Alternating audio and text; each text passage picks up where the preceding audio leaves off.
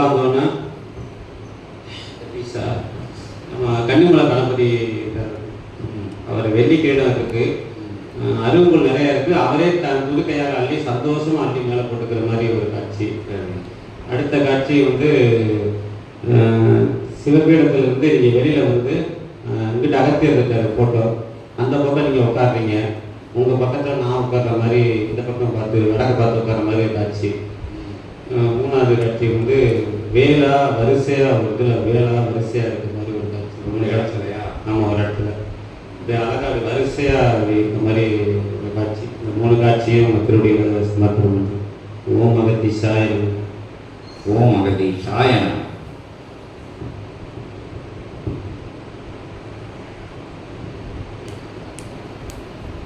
உயர் சபை என்னும் உத்தம சீலனது சபையாய் மிளிர்ந்தோங்கும் பிரபஞ்ச மகா அகத்திய வாழை சித்த சபையினுடைய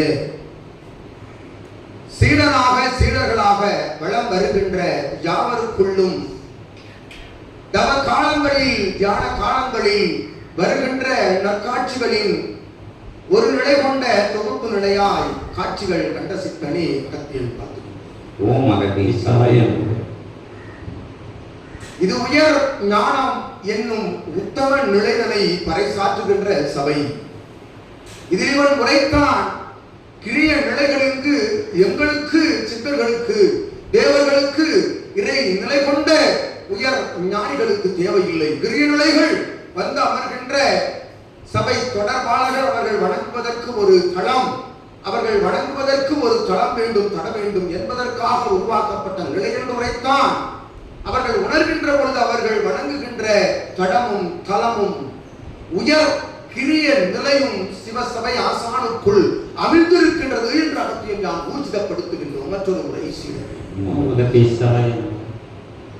அந்நெறி தவறா சபை தனிலே உயர் நிலை கொண்ட கண்ணி மூலம் ஆணைவுகளுக்கு இட்டிட்ட அற்புதமான அத்தகைய அபிடேக நிலைகள் என்பது ஒரு சிறு நிலைகள் கொண்ட உதவி அருகுகள் போல் தோன்றிய பொழுதும் அது உயர் நிலையாய் அது பல்மடங்காக கோடான கோடி மடங்காக பெருக்கெடுக்கின்ற அருகுகளின் கூட்ட நிலைகள் என்று உரைக்கின்ற வண்ணமதை அது உரைத்த சூட்சமம் என்று கூறி மகிழ்கின்றோம்.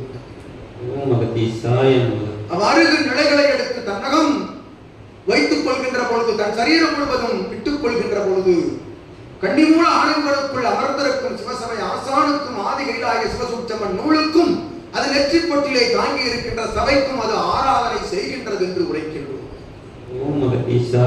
அது அருகு வைத்து ஆராதனை செய்கின்ற நிலைதனை கண்டாய் அச்சாக என்று உரைத்து உள்ளுக்குள் சித்தன் தவமிருக்க அருகாமையில் நீ சென்று அமர்கின்றவாறு நடந்த அத்தகைய காட்சி நிலை என்பது உனக்குள் இருக்கின்ற அத்தகைய வேற்று மாற்று நிலைகள் சகல சஞ்சல சந்தேக நிலைகள் எல்லாம் படிப்படியாக வெளிவருகின்ற காலங்களில் வெளிவந்தால் நீ எங்கிருப்பாய் என்கின்ற உத்தம உயர் சூட்சமத்தை உனக்கு உரைத்த நிலை என்று காட்சி நிலையாக கிடைத்தது என்று அகத்தியல் உரைத்து